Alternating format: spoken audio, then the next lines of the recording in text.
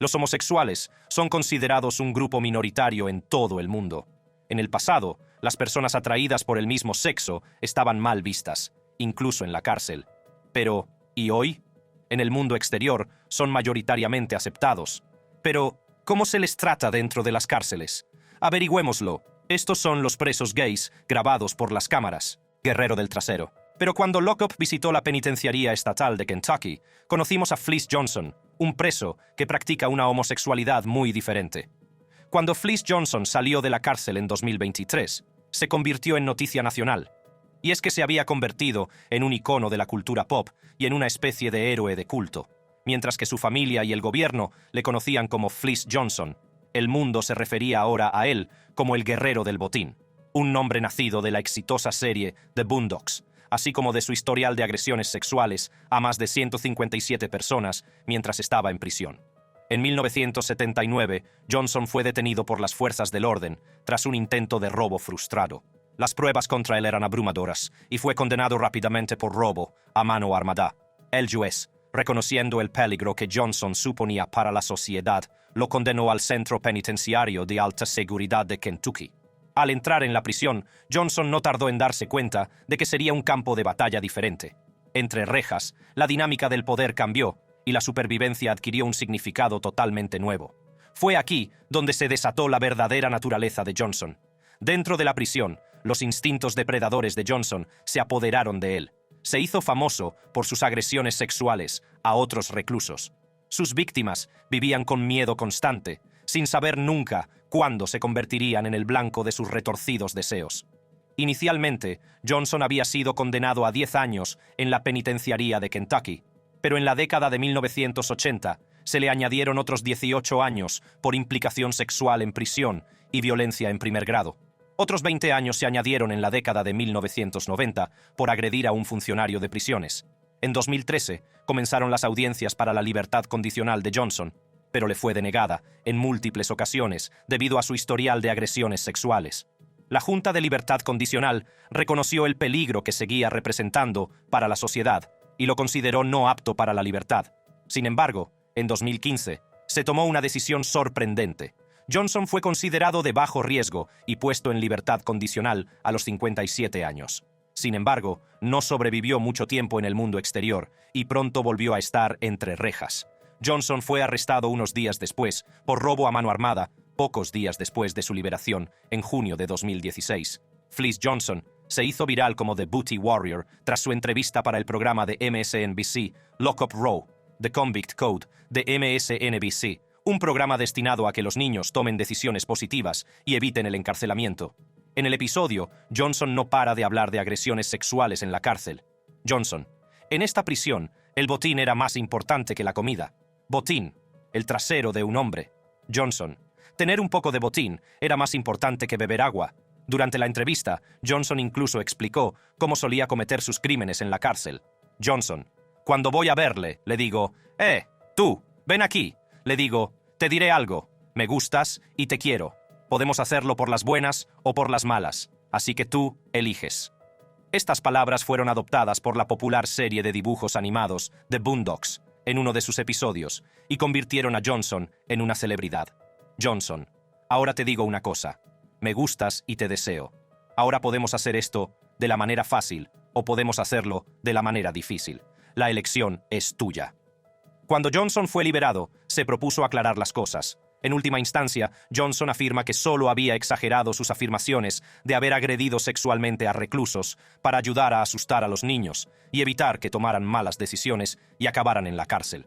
Incluso explicó que el episodio de los dibujos animados le hizo poco deseable cuando estaba en libertad condicional y que recurrió al robo a mano armada, lo que le llevó de nuevo a la cárcel. En general, odia su imagen en la serie de dibujos animados. Vi un poco, pero me molestó, porque ese no es mi personaje, retratarme como alguien que no soy, admitió. Actualmente, Johnson afirma que está casado y que su mujer lo sabe todo sobre su pasado. Lil J, Jeff McGraw, alias Lil J, es un rapero de Chicago.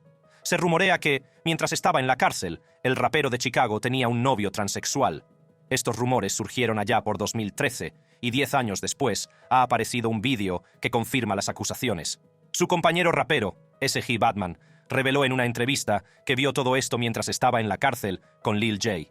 S.G. Batman. Ni siquiera son acusaciones. Toda esta mierda niggas hablando es real. Yo oí esta mierda antes de que nadie la dijera. Que Lil J estaba chupando pollas en el county. Pero no podía decirlo porque me dirían «¡Oh! ¡Estás odiando!». Otro rapero, THF Crack, también confirmó este rumor un año antes de que el vídeo saliera a la luz. Entrevistador. Hemos oído hablar mucho de Lil J en el county, follando con transexuales. THF Crack. Dejó que un hijo de puta estirar su banda de goma. Lo que es aún más interesante es que Lil J había salido previamente negando todos estos rumores, incluso antes de que el video saliera a la luz. Entrevistador. Otra cosa también es la gente estaba hablando de, ya sabes, algún transexual o meterse con un chico. Vamos a aclarar el aire sobre eso. Eso es como el número 1, lo que la gente está hablando. Lil J.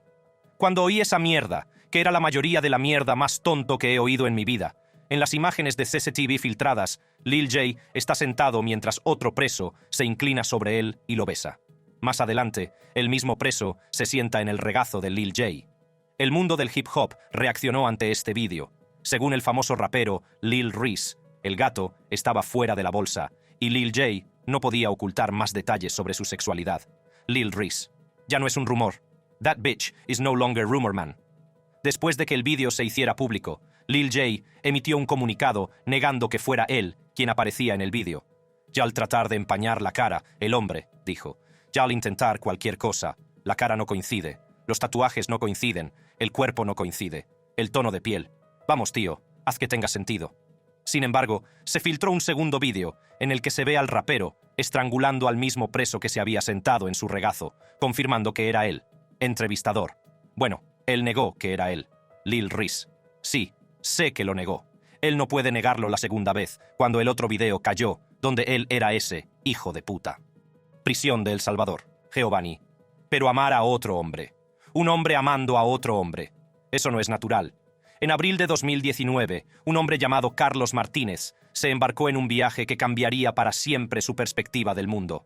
Poco se imaginaba que su visita a una prisión de El Salvador le llevaría a descubrir un secreto oculto, un secreto que sacaría a la luz la inimaginable realidad a la que se enfrentan los exmiembros de bandas homosexuales. Martínez, un apasionado de la fotografía, había viajado a El Salvador para colaborar en un proyecto fotográfico. Poco podía imaginar que el destino le tenía reservado algo mucho más profundo. Cuando puso un pie en la prisión, no tenía ni idea de la impactante revelación que le esperaba. Fue durante su visita cuando le mostraron una celda de aislamiento, un lugar donde estaban recluidos 9 antiguos miembros de bandas, de cada uno de los 3 principales grupos de delincuencia organizada del país, la MS-13 y 2 facciones de Barrio 18, que habían salido del armario como homosexuales. El espectáculo que tenía ante sí era escalofriante. En las bandas de El Salvador, ser gay no solo estaba mal visto, sino que se castigaba con la muerte.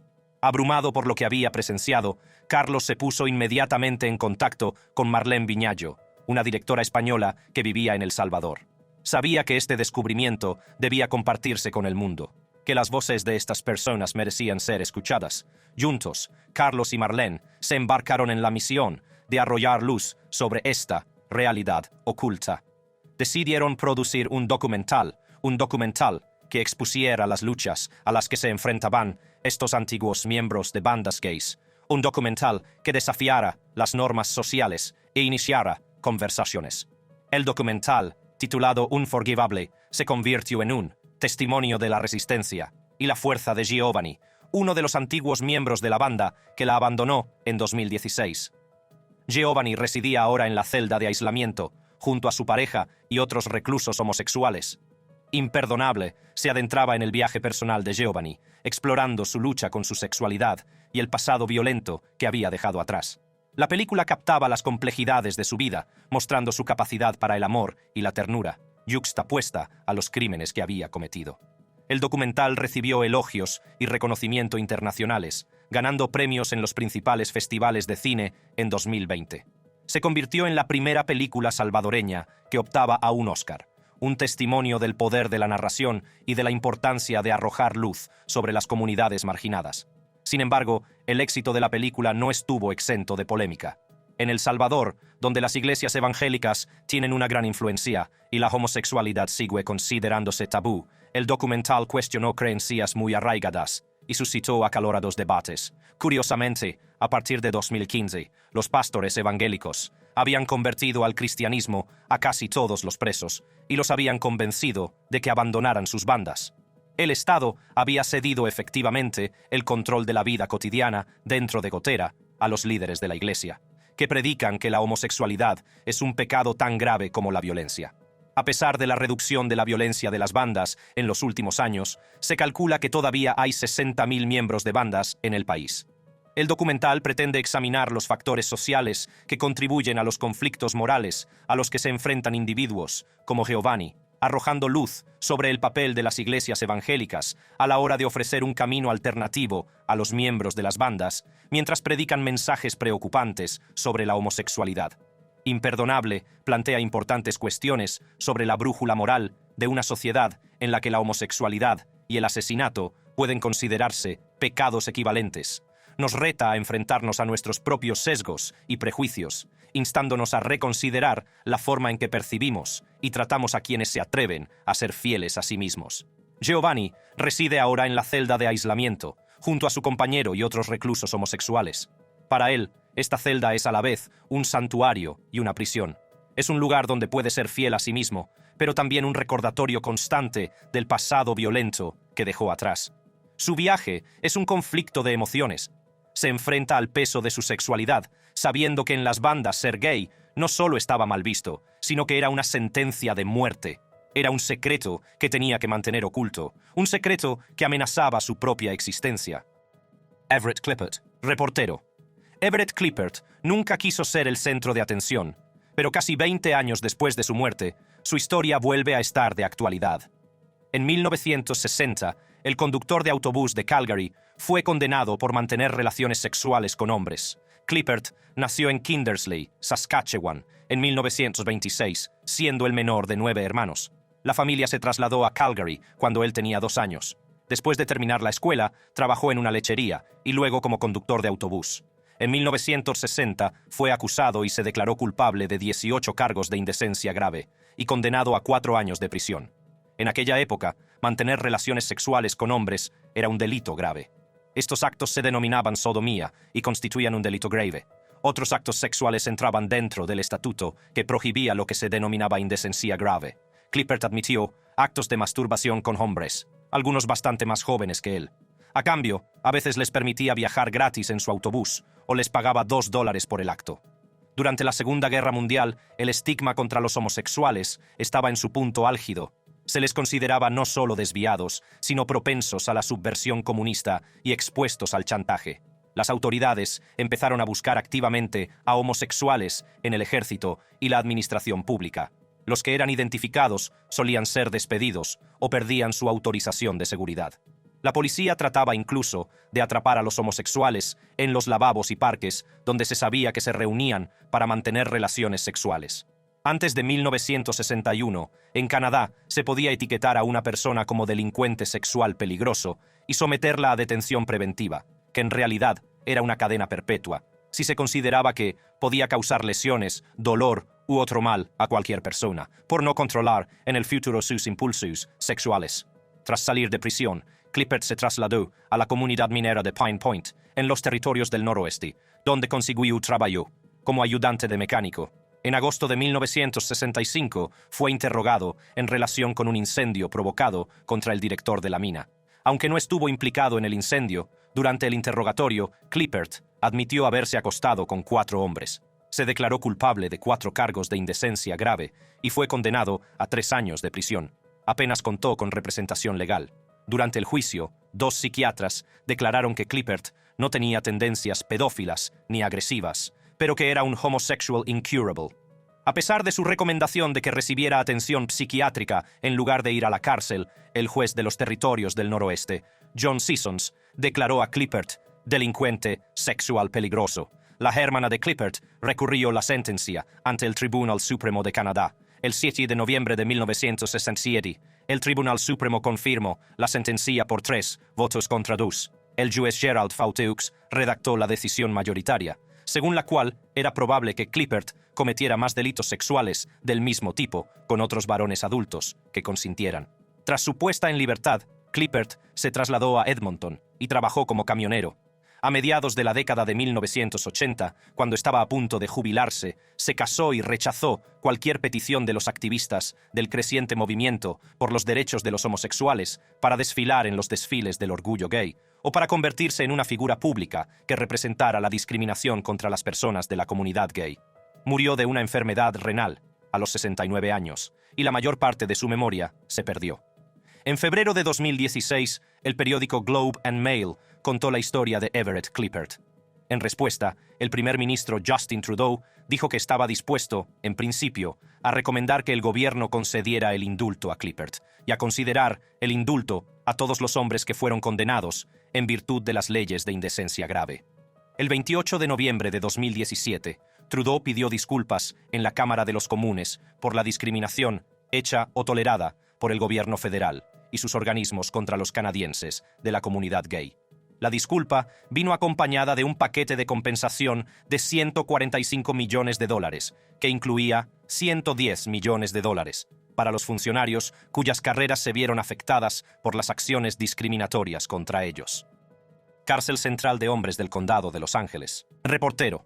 Todos hemos oído hablar de la terrible violencia y agresiones que pueden ocurrir dentro de las cárceles y prisiones, pero tenemos acceso a un ala inusual de la Cárcel Central de Hombres, que tiene una cultura muy diferente. En la Cárcel Central de Hombres del Condado de Los Ángeles existe un ala separada para reclusos homosexuales, bisexuales y transexuales. Desde su creación, la unidad se ha ganado la reputación de ser una de las más seguras y orientadas a la comunidad. Es de sobra conocido que las personas de la comunidad gay suelen ser el blanco de ataques cuando son encerradas. Esta unidad, comúnmente conocida como K6G, alberga a unos 400 reclusos. Reportero. Conoce a algunos de los reclusos de la unidad K6G. Reclusa. Tenemos a Erika aquí. Reportero. Hola, Erika. Erika. Hola. Reportero. Ellos están entre los 400 residentes gay transgénero o bisexuales que viven separados de la población general de la cárcel. Pero para garantizar la seguridad de los reclusos del K6G, es importante que las autoridades penitenciarias se aseguren de que solo se permite la entrada en el módulo a miembros de la comunidad gay. Los reclusos que afirman pertenecer a la comunidad se enfrentan inmediatamente a un proceso de selección. Este proceso, diseñado para eliminar a los impostores, es a la vez intrigante y controvertido. El proceso de selección comienza en cuanto un recluso llega a la prisión central de hombres de Los Ángeles. Los agentes piden a los reclusos que nombren los bares gays de la zona, una pregunta aparentemente sencilla que sirve como primera prueba, pero la cosa no acaba ahí. Las preguntas se vuelven cada vez más difíciles y específicas, con el objetivo de determinar si el recluso está realmente implicado en la cultura gay en el exterior. El proceso de selección puede parecer intrusivo, pero tiene una finalidad vital.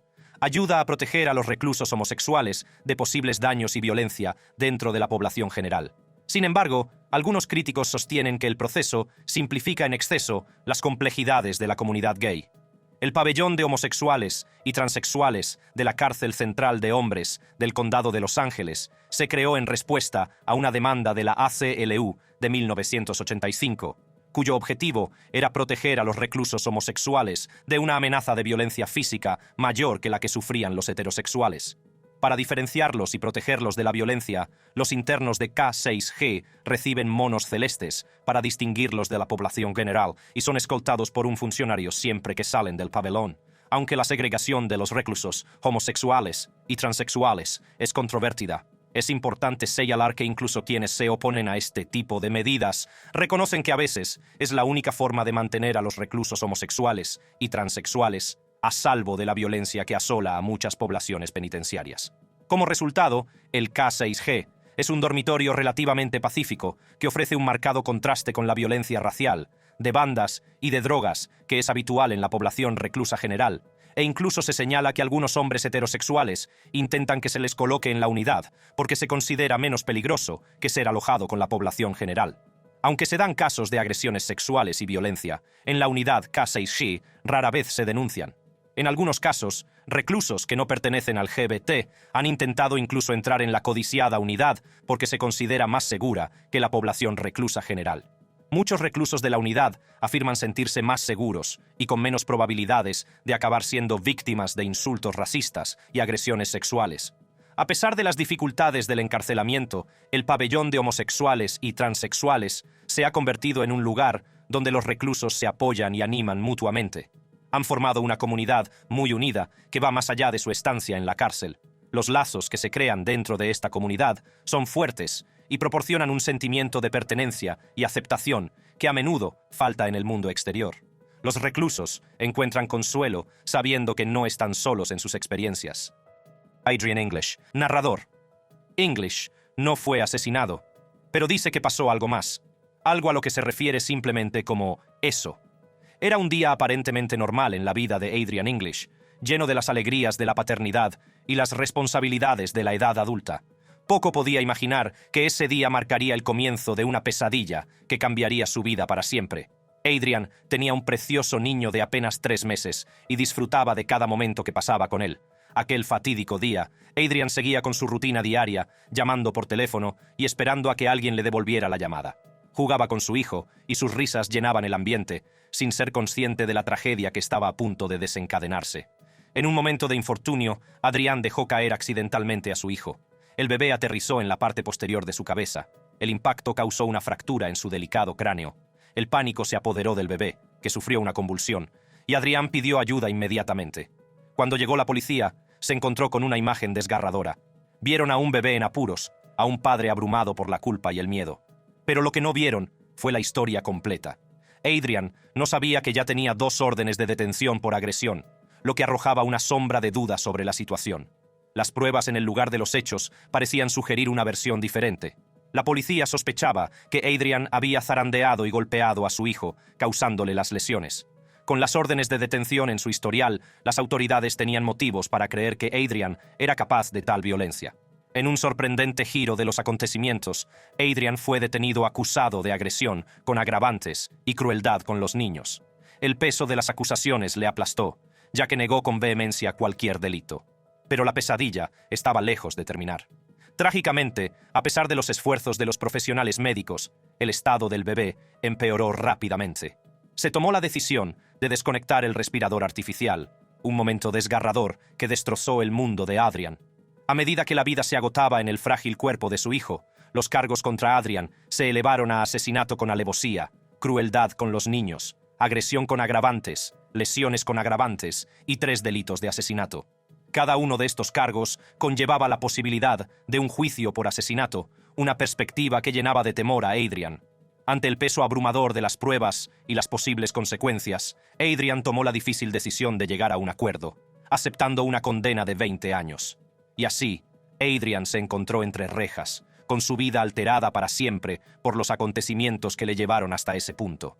Pero en la cárcel, los delitos contra los niños son los más despreciados, independientemente de la culpabilidad o la inocencia. Adrian se convirtió en el blanco de los demás reclusos, sometido a incesantes abusos verbales y apodos despectivos como asesino de niños. Estas etiquetas se convirtieron en una marca que abrió a Adrian a la peor clase de ataques dentro de los muros de la prisión.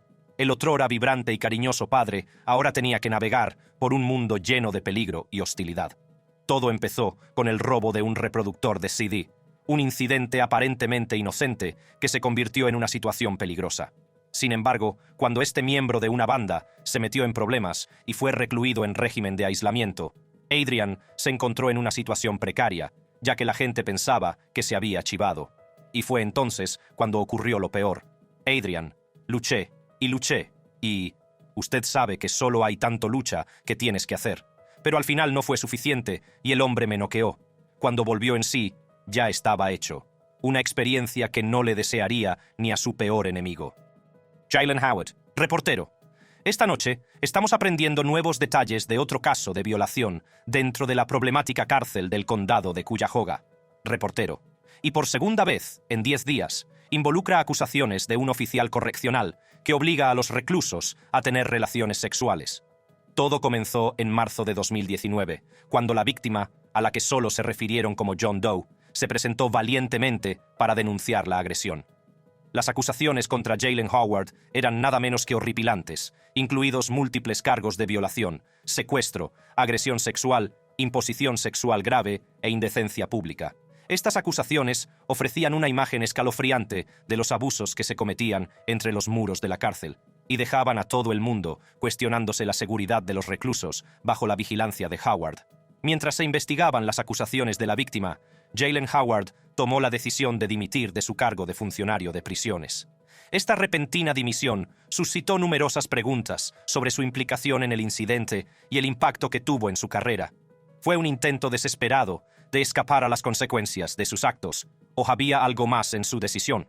La dimisión de Jaylen Howard marcó un punto de inflexión en el caso, ya que los investigadores intensificaron sus esfuerzos por reunir pruebas y construir un caso sólido contra él.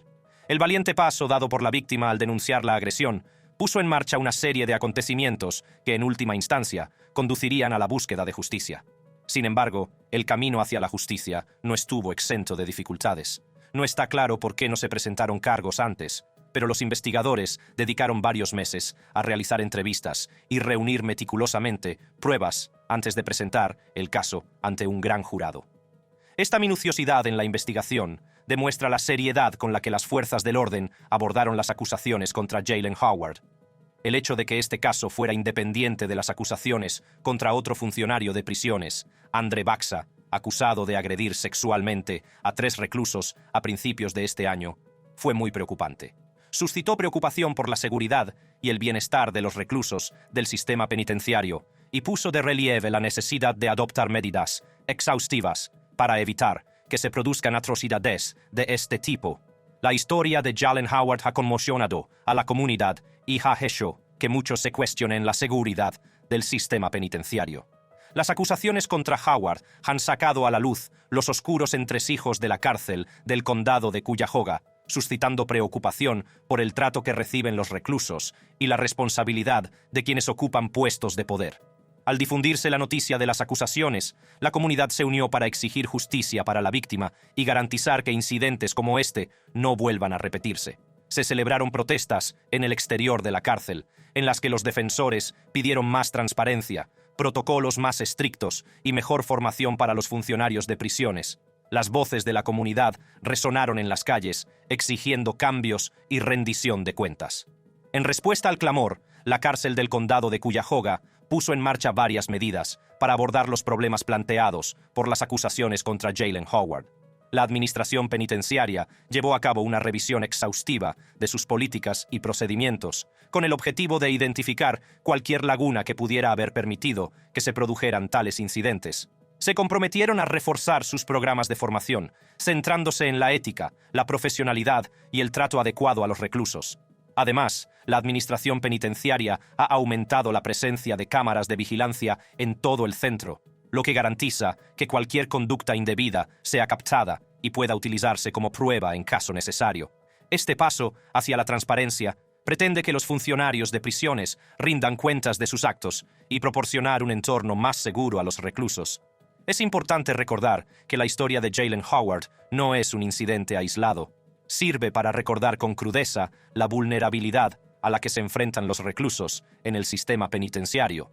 Las acusaciones contra Howard y el caso separado de Andre Baxa ponen de relieve la urgente necesidad de reformas integrales para proteger los derechos y el bienestar de los detenidos. Kyle Harris, reportero. El oficial de detención del condado de Mecklenburg perdió su trabajo después de ser acusado de agresión sexual. Kyle Harris había sido empleado en la oficina del sheriff desde 2017. Fue despedido hoy. Harris fue colocado en licencia administrativa pagada mientras la investigación estaba en curso. Kyle Garrett Harris, nativo de Carolina del Norte, comenzó su carrera en el sistema correccional con grandes esperanzas y aspiraciones. Se le consideraba un joven prometedor, deseoso de cambiar la vida de los que estaban entre rejas. Con un expediente limpio y una pasión por la justicia, Harris parecía el candidato ideal para el exigente papel de funcionario de prisiones. Tras completar la formación necesaria y superar rigurosas comprobaciones de antecedentes, Harris se incorporó oficialmente a las filas del personal penitenciario del condado de Mecklenburg. Sus compañeros lo describieron como diligente, dedicado y aparentemente comprometido con la defensa de los principios de justicia e integridad. Durante varios años, Harris desempeñó sus funciones con relativa facilidad, ganándose el respeto tanto de sus superiores como de sus compañeros. Era conocido por su estricto cumplimiento de las normas y reglamentos del centro, garantizando que se mantuviera el orden y que los reclusos fueran tratados con la dignidad que merecían. Sin embargo, tras esta fachada de profesionalidad y dedicación, acechaba un lado oscuro y siniestro de Kyle Harris. Sin que lo supieran ni sus compañeros ni los reclusos a los que debía proteger, Harris albergaba un inquietante secreto que acabaría destrozando las vidas de aquellos a los que se le había confiado su cuidado. En junio de 2021 ocurrió lo impensable. Kyle Harris, el mismo responsable de mantener el orden y garantizar la seguridad de los reclusos, cometió un atroz acto de agresión sexual contra un recluso transexual que se identificaba como mujer. No queremos emitir juicios de ningún tipo, pero en muchos lugares, incluso en Estados Unidos, la gente sigue considerando hombres a las mujeres transexuales. En ese caso, Harris puede considerarse gay. Tras su detención por cargos federales de identidad el año pasado, Heaven fue llevada a la cárcel del condado de Mecklenburg, donde Harris trabajaba como guardia. Se le permitió ducharse por separado, pero fue agredida cuando otra reclusa metió la mano por debajo de la pared de la ducha, la agarró del tobillo e intentó arrastrarla a la cabina contigua. Heaven denunció el incidente y fue trasladada inmediatamente a una celda privada bajo custodia protectora. Harris era el agente de guardia esa primera noche en su nueva celda. Ese mismo turno, Harris agredió a Heaven. Ella denunció la agresión a la mañana siguiente, tras un cambio de guardias. A pesar del miedo y la vulnerabilidad que debió de sentir, Heaven demostró una fuerza y una resistencia increíbles. Inmediatamente después de la agresión, tuvo el valor de denunciar el incidente. Su decisión de hablar no fue solo un acto de autoprotección, sino también una poderosa declaración contra el abuso de poder en el sistema penitenciario. La valentía de Heaven no se detuvo ahí. Hizo pública su historia, arrojando luz sobre los oscuros rincones del sistema penitenciario y exigiendo justicia para ella y para otras personas que pudieran haber sufrido abusos similares. Su voluntad de compartir su experiencia, a pesar de las posibles reacciones negativas y el estigma, ha desencadenado un debate muy necesario sobre la seguridad y el bienestar de los reclusos en nuestras prisiones. Las acciones de la superviviente pusieron en marcha una investigación exhaustiva sobre la agresión, que finalmente condujo a la identificación y detención de Kyle Harris. Las pruebas, incluido el ADN, no dejaban lugar a dudas sobre su culpabilidad. El sistema de justicia actuó con rapidez, poniendo a Harris en excedencia y posteriormente rescindiendo su contrato como funcionario de prisiones. Heaven fue trasladado a otro centro el 25 de mayo del año pasado y 2 días después fue puesto en arresto domiciliario. En un acuerdo con la Fiscalía, se declaró culpable de un cargo de fraude electrónico y fue condenada a tiempo cumplido y a 3 años de libertad supervisada. Por otra parte, Harris fue condenado a penas de entre 20 y 84 meses por 2 delitos sexuales cometidos por un custodio, que deberán cumplirse consecutivamente. Además de su pena de prisión, Harris deberá registrarse como delincuente sexual durante 30 años. Si te ha gustado este vídeo, haz clic en los cuadros que se reproducen en tu pantalla para ver contenidos similares.